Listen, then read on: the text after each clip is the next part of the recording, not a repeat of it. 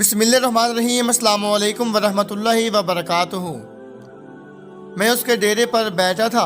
اس کے جانوروں کے بارے میں کم از کم 150 سے 200 جانور بندھا ہوا تھا اور وہ سارے جانور دودھ دینے والے تھے۔ میں یہ تعداد کٹڑے اور بچھڑوں سے ہٹ کر بتا رہا ہوں۔ اس کے پاس 15 ملازمین تھے جن کے کام صرف جانوروں کی دیکھ بھال کرنا تھا۔ اللہ کے اس شخص پر بہت ہی خاص کرم تھا۔ بقول اس کے ایک دن کی آمدنی لاکھوں میں بنتی تھی۔ وہ اس وقت نہ صرف پاکستان کے اندر بلکہ بیرون ملک دودھ کی سپلائی کا کام بھی کر رہا تھا، بلکہ ساتھ ساتھ وہ بیرون ملک گوشت کی سپلائی کا بھی کام کر رہا تھا۔ اس کے کاروبار کی وسعت اور کاروبار کے متعلق اس کی سمجھ بوجھ دیکھ کر میں حیران تھا۔ میں اس کے پاس بیٹھا ہوا تھا اور اس سے سوال کرنا چاہتا تھا کہ تم اپنے کاروبار میں اتنا کامیاب کیسے ہوئے؟ اس کاروبار سے منسلک لوگوں میں اتنا کامیاب تو شاید کوئی بھی نہیں۔ مگر میں یہ سوال کرنے کے متعلق سوچ ہی رہا تھا کہ اسی دوران ایک خاتون اپنی جوان سالہ بیٹی کو لے کر اس کے پاس حاضر ہوئی اور بتایا کہ میری بیٹی کو اس کا شوہر مارتا ہے، اس کے شوہر کو بلا کر سمجھا دو۔ یقین کریں وہ شخص اٹھ کر کھڑا ہوا۔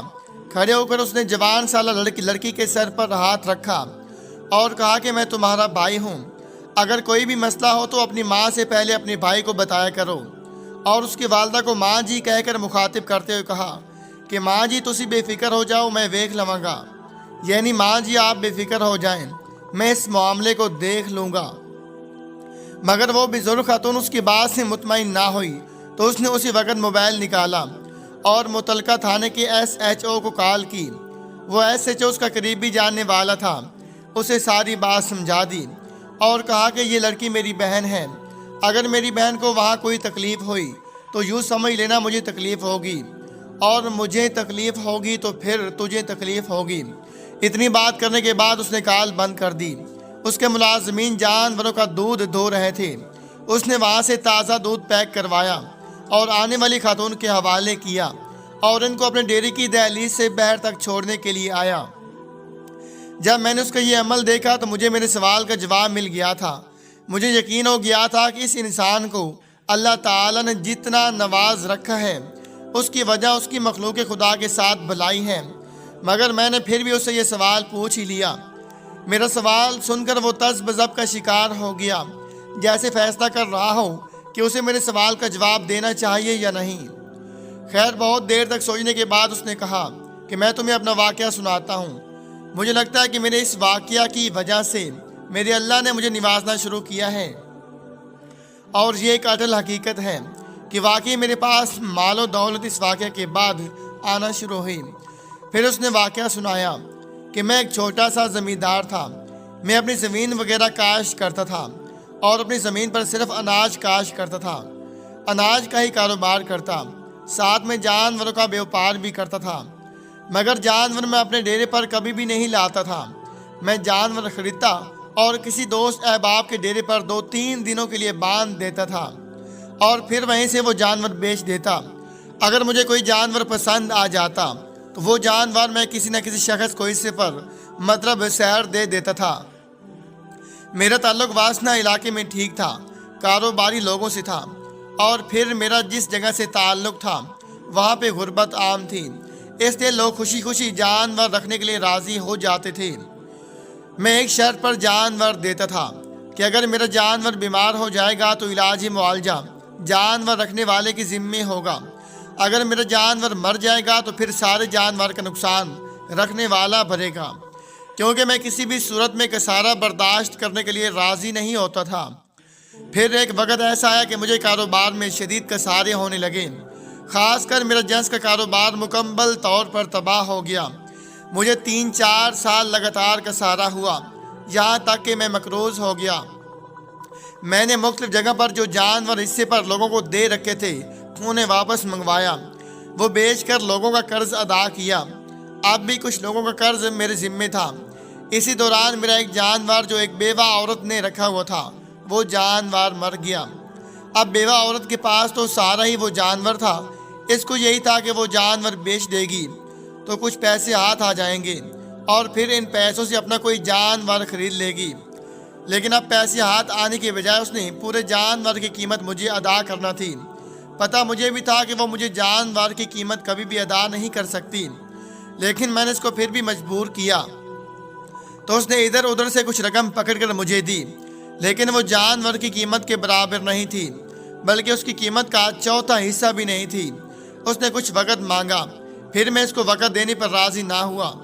जब मैंने इसको बहुत ज़्यादा तंग कर लिया, उससे और कोई सूरत नज़र ना आई, तो उसने मुझे अपनी जवान साला बेटी से निकाह करने की दावत दी। बदले में कर्ज अदा करने से माजरत की।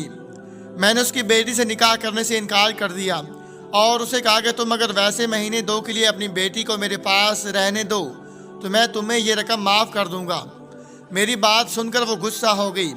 उसके गुस्से की वजह से मेरी अना को ठेस पहुंची, तो मैंने उसके साथ सख्ती से पेश आना शुरू कर दिया। उसे सुबह शाम गालम गलोच करना शुरू कर दिया। मैंने उसको इतना जलील किया कि वो इस बात पर आमादा हो गई कि वो 2 महीने के लिए अपनी बेटी बगैर निकाह के मेरे हवाले कर देगी। मगर उसने मुझसे हाथ जोड़कर अल्तिजा की कि मैंने लोगों में रहना है, बरादरी में रहना है। तुम ऐसा करो कि अपने 2-3 दोस्तों के साथ मेरे घर आ जाओ। लोगों को यूँ महसूस हो कि मैंने तुम्हारा निकाह करवा दिया है। इस तरह लोगों के सामने मेरा भरम रह जाएगा और तुम्हारी बात भी पूरी हो जाएगी, क्योंकि अगर ऐसे तुम मेरी बेटी को लेकर जाओगे तो इसके बाद लोग हमसे कतई ताल्लुक़ कर लेंगे। हमारे रिश्तेदार हमारे बारे में क्या सोचेंगे। खातून की मजबूरी को देखते हुए मैं इस बात की हामी भर ली कि मैं उसके घर में 2 गाड़ियों में अपने 2-3-4 दोस्तों के साथ आऊँगा, उसकी बेटी को गाड़ी में बिठाऊँगा और उसे लेकर चला जाऊँगा। अपनी बात को पूरा करते हुए मैं 2 गाड़ियों में उसके घर गया। ना जाने उसने अपनी बेटी को हकीकत बता रखी थी या नहीं, लेकिन उसने अतल मकदूर अपनी बेटी को सजा रखा था। अपने दूर पार के रिश्तेदारों को भी बुला रखा था और इनको ये भी बता रखा था कि वो पहले ही अपनी बेटी का निकाह मुझसे कर चुकी है। आज सिर्फ रुखसती की रस्म अदा होना है। खैर, कुछ देर बैठने के बाद लड़की को कुरान के साए में रुखसती की तर्ज पर चलाकर हमारे पास लाया गया। जब मैंने लड़की को कुरान के साए में देखा तो अल्लाह ताला के खौफ से लर्ज उठा। यकीन करें, मेरे आंसू बह निकले। मैं उस खतून को दूसरे कमरे में ले गया। मैंने उससे उसके सामने हाथ जोड़े, उसने माफ़ी मांगी। उसे ना सिर्फ वो कर्ज माफ़ किया, बल्कि अपने हबीब में अपनी जेब में मौजूद कुछ रकम भी इसको दे दी और इसे कहा कि तुम मेरी तरफ से अपनी बेटी को जहाँ बेहतर समझो वहाँ ब्याह दो। आज से मेरे लिए ये दीन दुनिया की बहन है। मैं अपने आप से ये वादा करता हूँ कि ना सिर्फ इस लड़की के मुतालिक बल्कि कभी भी उम्मत मोहम्मदी उसकी बेटी या किसी बेटी के मुतालिक बुरा नहीं सोचूंगा। मेरी बात सुनकर उस औरत ने कहा कि मैंने यहाँ अपनी बिरादरी को बुला रखा है, अब मैं इनको कैसे बताऊंगी कि क्या हुआ है। उसकी बात सुनकर मैंने पूछा कि क्या तुमने अपनी बेटी के लिए कोई मुनासिब रिश्ता देख रखा है। मेरी बात सुनकर उस खतून ने इनकार में सर हिला दिया और कहा कि मैंने अभी तक ऐसा कुछ भी नहीं सोचा। तो मैंने कहा कि कोई बात नहीं, मैं अपने छोटे भाई को बुलाता हूँ अभी और इसी वक्त उसका निकाह तुम्हारी बेटी से करवा देता हूँ। मेरी बात सुनकर उस खातून ने आमादगी ज़हर कर दी। मैंने अपने छोटे भाई को बुलाया और उसका निकाह करवा दिया। यूं वो लड़की रुखसत होकर मेरे भाई की दुल्हन बनकर मेरे घर आ गई। मैं जो कभी उसकी इज्जत लौटने के मुतालिक सोच रहा था, अब उसकी इज्जत का मुहाफिज था। हमारे घर में हकीकत में वो लड़की नहीं आई, बल्कि बरकतें ही आ गई थीं। उस लड़की ने मेरी बीवी का हमेशा बड़ी बहन की मानद एहतराम किया, उसकी हर बात को सर आंखों पर रखा। उसने मेरे कारोबार के मुतालिक मुझे मशवरे दिए। उसके कहने पर मैंने अपने भाई को बैरून मुल्क भेज दिया। अल्लाह ताला ने हम पर ख़ास करम किया। मेरे भाई बैरून मुल्क जाकर सेट हो गया, जबकि यहाँ कारोबार मेरा भी चमक उठा। उस लड़की के कहने पर मैंने खुद भी जानवर रख लिए। अल्लाह ताला ने मुझे जानवरों में इतनी बरकत अता की कि मैंने जेंस का कारोबार छोड़ दिया। मैंने जानवरों का कारोबार शुरू किया। मैंने पहले दूध की एक डायरी बनाई, फिर दूध और दही की दुकानें बनाई, फिर मैंने मुख्तलिफ शहरों तक अपना कारोबार फैला दिया। आज रावलपिंडी के अंदर मेरे पास दूध की 2 डायरियां हैं। कराची और लाहौर में मेरे पास दूध की डायरियां हैं।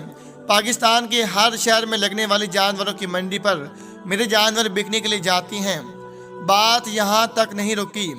जब मेरे अल्लाह ताला की बरकत मुझ पर नाजिल होती गई तो मैं अपने कारोबार को फैलाता गया और खिदमत खल्क करता गया। आज मैं 3 अरब ममालिक में गोश्त सप्लाई करता हूँ। मेरा दूध मुल्क की नाबर दूध की कंपनी खरीदती हैं, जहाँ से मुझे अच्छा खासा मुनाफा होता है। मेरा भाई मेरे बच्चे बल्कि मेरी बीवी तक पाकिस्तान छोड़कर अमेरिका में सेट हो चुकी हैं। उन लोगों ने वहाँ ज़मीन ठेके पर लेकर काश्तकारी शुरू की है। अल्हम्दुलिल्लाह वो लोग वहाँ अच्छा खासा कमा रहे हैं। हमारे बच्चे पढ़ लिख कर या तो अपने कारोबार से मुंसलिक हैं या फिर मुलाजमतें कर रहे हैं। मैं अकेला पाकिस्तान में हूँ। आने वाले चंद सालों में मैं यहाँ से सारा कारोबार समेट कर मैं भी अमेरिका मुंतकिल हो जाऊँगा। खैर, बात लंबी हो गई। मेरा तुमको बताने का सिर्फ ये मकसद था कि मुझे ये जो कुछ भी मिला है, ये सब कुछ मुझे मेरी खिदमत खल्क और खौफ खुदा की वजह से मिला है। अगर उस दिन मैं उस लड़की की इज्जत लूट लेता, उस पर अपनी हवस मिटा लेता, तो शायद मैं यहाँ पर आज ना खड़ा होता, बल्कि आज मैं दुनिया में ज़लील और रुसवा हो रहा होता। मगर मेरे अल्लाह ने मुझे हिदायत देनी थी। मेरे अल्लाह ने मेरे दिल में अपना खौफ पैदा किया।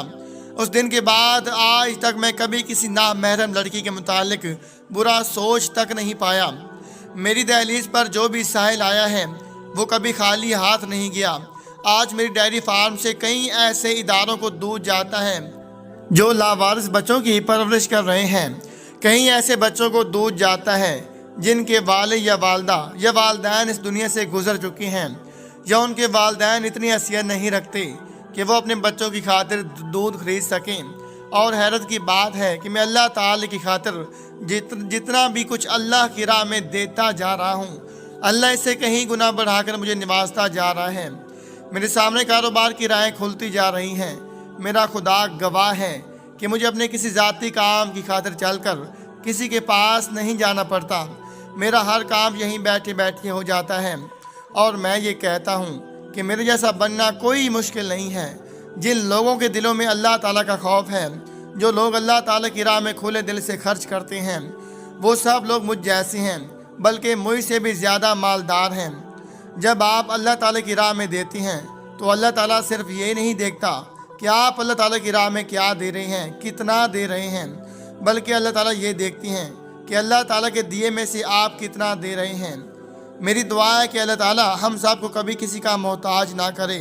और आप लोगों को भी नसीहत है कि अगर ज़िंदगी में कभी गुनाह का मौका मिल भी जाए तो खौफ खुदा से या खुदा की मोहब्बत में इस गुनाह को छोड़ देना, वो गुनाह ना करना। इसके बाद देखना अल्लाह ताला आपको अपना कुर्ब कैसे अता फरमाता है। अल्लाह ताला हम सबको अमल करने की तौफीक अता फरमाए। आमीन। जज़ाकल्लाह।